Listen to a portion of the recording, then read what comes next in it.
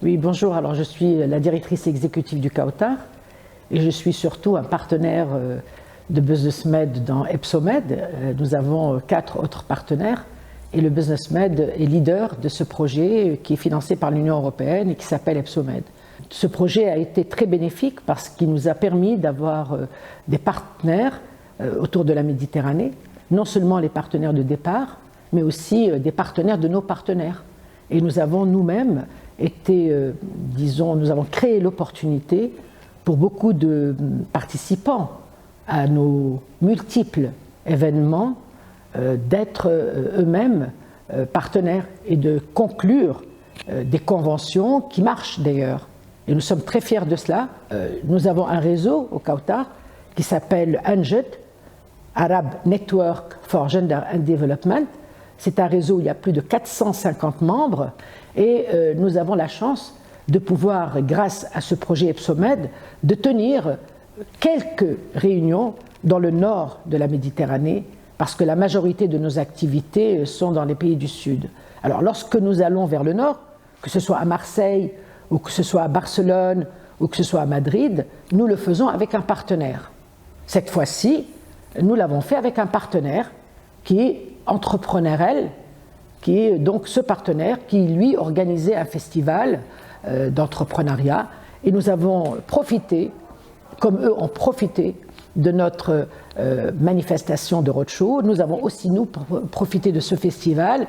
Et nous avons la chance d'avoir aussi l'Union pour la Méditerranée présente dans cet événement.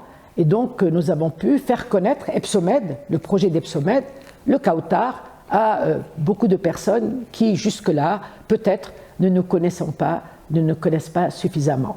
Si nous avons voulu nous inscrire dans cet événement, festival tech et high-tech et femmes et tech, c'est parce que nous-mêmes, nous avons, dans le cadre d'EpsoMed d'ailleurs, et dans le cadre d'InnoAgro, dans un autre projet européen, nous avons travaillé, nous avons fait tout un rapport sur la digitalisation des institutions de support.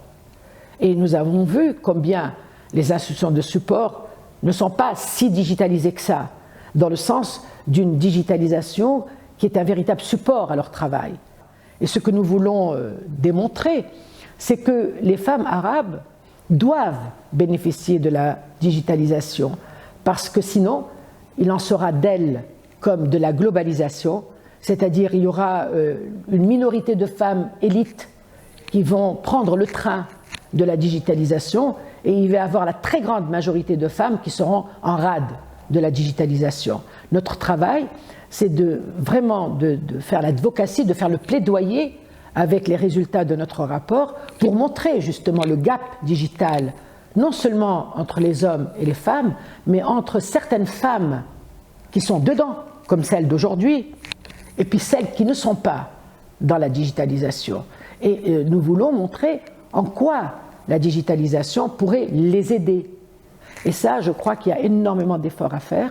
D'ailleurs, la Commission de la femme des Nations Unies, qui se tient cette année en mars 23, son thème, c'est femmes et technologie, et surtout éducation et technologie. Et je crois qu'il faut vraiment éduquer les très jeunes à utiliser, les femmes, les très très jeunes filles, les très jeunes, les petites filles, à utiliser la technologie et la digitalisation au moins comme leurs frères ou comme leurs amis. C'est très important parce que le gap, il démarre dès le départ. Et après, c'est assez difficile à rattraper.